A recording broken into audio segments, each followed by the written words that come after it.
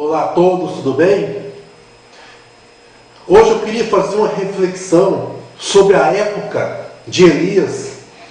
Foi uma época onde o rei de Israel, o rei Acabe, com sua esposa Jezabel, ele instigou a Deus, derrubando os altares do Senhor e levantando no lugar do altar de Deus o altar a Baal, um deus pagão, que na verdade não é Deus coisa nenhuma.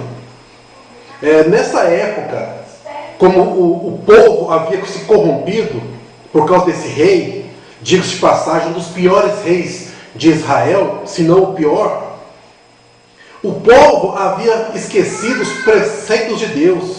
E quando nós esquecemos de Deus, automaticamente nós somos desmerecidos. Elias orou e o céu se fechou por 3 anos e meio. Era época dura, época de seca, época de morte. Nessa época aí, Jesus diz no capítulo 4 de Lucas, capítulo 4, versículo 25, Jesus diz o seguinte: na verdade vos digo que muitas viúvas havia em Israel no tempo de Elias, quando o céu se fechou por 3 anos e 6 meses, reinando grande fome em toda a terra. E a nenhuma delas foi Elias enviado, senão a uma viúva de Sarepta de Sidom. Então, nessa época aí, Elias foi enviado a uma viúva. Mas Jesus diz que nessa época havia muitas viúvas. Essa viúva de Sarepta, quando Elias chegou, ela estava pegando o quê? Alguns gravetos para fazer sua última refeição, comer com seu filho e depois morrer. Só esperava a morte. Então essa época foi uma época muito dura. E Deus precisava restaurar as ruínas, restaurar o altar que estava derrubado. Era preciso restaurar Israel para que Israel voltasse a ser de Deus, para reconciliar-se com o povo. Então Elias, foi nessa época aí que Elias foi para o Monte Carmelo e desafiou os 450 profetas de Baal. Elias sozinho contra 450 homens de Baal. Veja o que diz o texto em 1 Reis, capítulo 18. Então Elias disse a todo o povo: chegai-vos a mim. E todo o povo se chegou a ele. Elias restaurou o altar do Senhor que estava em ruínas. Nós trazendo para os dias de hoje, nós podemos observar que muitas pessoas estão dentro das igrejas. Muitas pessoas buscam o Deus de Israel, o Deus verdadeiro. Muitas pessoas são sinceras com Deus.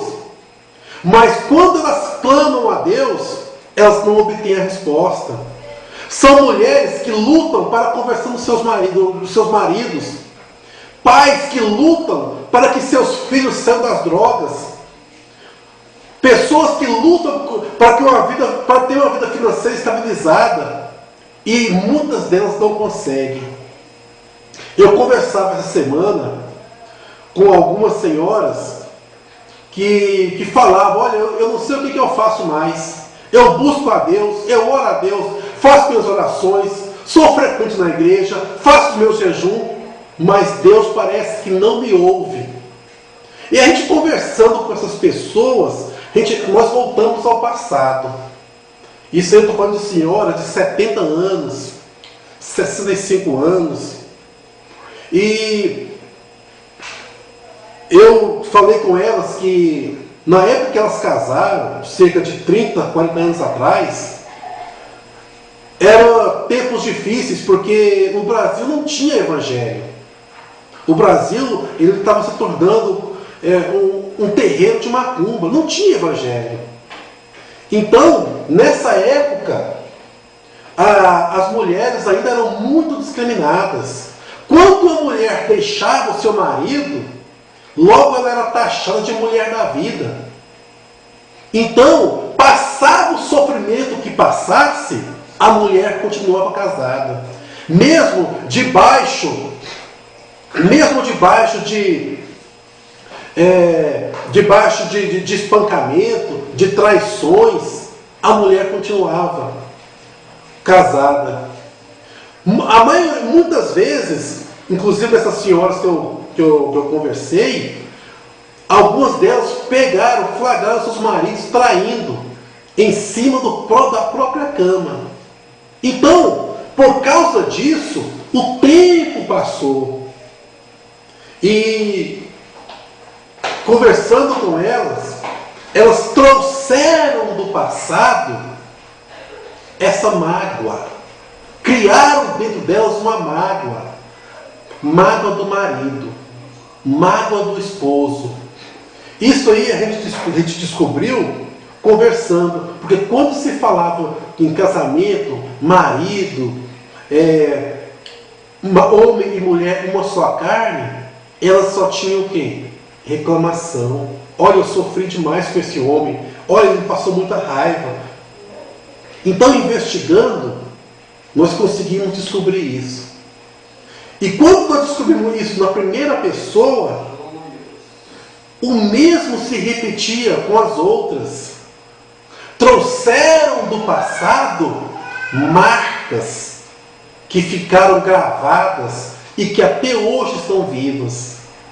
Já conversei com senhoras que o marido já morreu há mais de 5 anos, mas a mágoa, o ressentimento, o rancor continua dentro delas.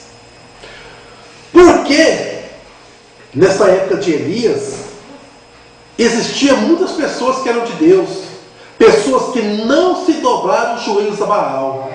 Aproximadamente 7.000 pessoas Deus reservou que não se dobraram os joelhos a Baal. Mas onde estavam essas pessoas? Estavam nas cavernas, escondido.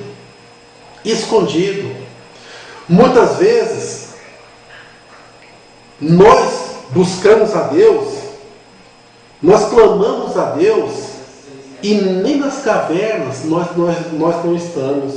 Nós estamos pior do que aquelas pessoas que estavam na caverna. Porque mesmo estando nas cavernas, eram de Deus. E quando a pessoa carrega dentro de si uma mágoa, quando carrega dentro de si um rancor, um ressentimento do passado, o que pode Deus fazer por elas? Quando o jovem rico chegou até Jesus e disse: bom mestre, que farei para herdar a salvação? Imediatamente o Senhor Jesus disse: bom? Por que me chamam de bom? Bom só há um, Deus. Em outras palavras, eu sou justiça. Deus ordenou ao homem que perdoasse. Deus ordenou ao homem que amasse uns aos outros como a ti mesmo. E muitas vezes nós carregamos o que? Uma mágoa.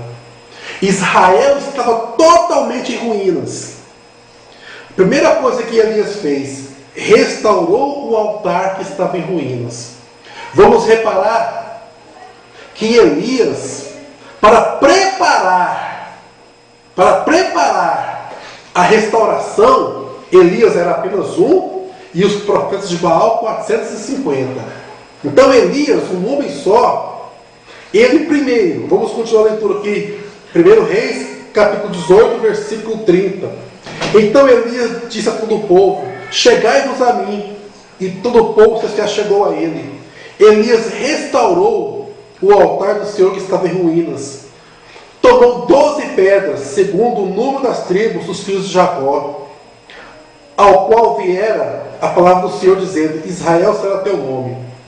Versículo 32. Com aquelas pedras edificou o altar em nome do Senhor. Depois fez um rego em redor do altar, tão grande como para semear 2 medidas de sementes. Então armou a lenha, dividiu o novilho em pedaços e pôs sobre a lenha. Então, vamos perceber que antes da oração de Elias, antes que o fogo caísse do céu, Elias sozinho foi buscar o quê? 12 grandes pedras. Depois pegou essas pedras e colocou uma em cima da outra, preparando o altar. Depois que ele preparou, ele foi o quê? Buscar a lenha. Depois que ele buscou a lenha, ele foi o quê? Cortar o novilho. Então, repare aí, que a oração não foi o quê? O principal. Primeiro tem que arrumar a casa. Primeiro tem que arrumar o coração. Primeiro tem que edificar o altar de Deus, que é o teu coração, tirando o quê? As mágoas, tirando os ressentimentos, tirando os monstros que existem dentro de você. Por isso você está na igreja há tanto tempo e não consegue ver as maravilhas de Deus. Está tanto tempo na igreja e as suas orações não são respondidas. Há tanto tempo na igreja, esquentando banco de igreja, mas não consegue se libertar, não consegue ter o Espírito Santo, não consegue ser feliz. Vamos olhar agora a oração que fez Elias. Versículo 36. No devido tempo, para se apresentar a oferta de manjares, aproximou-se o profeta Elias e disse: Ó Senhor Deus de Abraão, de Isaque e de Israel, fique hoje sabido que Tu és Deus em Israel, e que eu sou o Teu servo, e que segundo a Tua palavra fiz essas coisas. Responde-me, Senhor, responde-me, para que este povo saiba que Tu, Senhor, és Deus, e que a Ti fizeste retroceder o coração deles. Então caiu o fogo do Senhor, e consumiu o holocausto, e a lenha, e as pedras, e a terra, e ainda lambeu a água que estava no rego. Então, poucos segundos de oração para que o fogo caísse do céu. Muitas vezes você está orando há 20 anos para que seu marido se converta. Você está orando há 10 anos para que seu filho saia das drogas. Você está orando há 15 anos para que teu marido deixe a amante. Você está orando há 20 anos para que a diabetes te deixe, as doenças te deixem. Mas o teu altar está em ruínas. Ao invés de você restaurar o altar, você quer fazer longas orações. Você quer fazer jejum, penitência. Isso não te abençoa. Você tem que restaurar o altar. Você tem que preparar o altar do Senhor para que você possa orar e Ele te responder. A oração de Elias foi poucos segundos. E a tua oração está demorando o quê? 20 anos. Como o povo que saiu do Egito e andou 40 anos em rebeldia com Deus. A mágoa, o ressentimento, o rancor é rebeldia. Você é rebelde a Deus. Por isso que Deus não abençoa. Perdoe. O passado não pode te condenar. O passado não pode te condenar. Se você não está conseguindo, nós podemos te ajudar. Você pode, através desse site, deixar seu nome para que nós possamos orar. Você pode pedir uma visita. Nós iremos te ajudar. Mas não permita que Deus fique longe. Não permita perder a salvação por causa de uma mágoa do passado. Seja de Deus, amigo. Seja de Deus, minha amiga. Volte-se para Ele. Israel estava totalmente em ruínas, mas voltaram-se para Deus e Deus perdoou a todos. Deus, pessoal, não é um Deus mau. Deus quer ver o seu bem. Deus quer te ver você no bom e do melhor. Deus quer te dar tudo. Existem mais de 8.000 promessas nessa palavra aqui. Todas para você. Todas para você. Vamos orar agora em nome de Jesus. Senhor, nosso Deus, nosso Pai. Meu Deus, abençoa, meu Pai, essas pessoas, meu Pai, que não conseguem se arrepender. Meu Deus, coloca o teu fogo, meu Pai, e venha ajudar, meu Pai. Precisamos da tua ajuda, meu Pai, porque sozinhos não podemos conseguir. é mais forte do que nós, meu Pai. Ajuda-nos, meu Pai, a perdoar. Ajuda, meu Pai, a ter um coração sensível à Tua voz, meu Pai. Meu Deus, nós queremos Te servir de fato e de verdade. Meu Deus, entregamos a nossa vida, meu Pai, os nossos caminhos nas Tuas mãos, em o nome do Senhor Jesus. Amém. Graças a Deus. Até a próxima. Fique com Deus.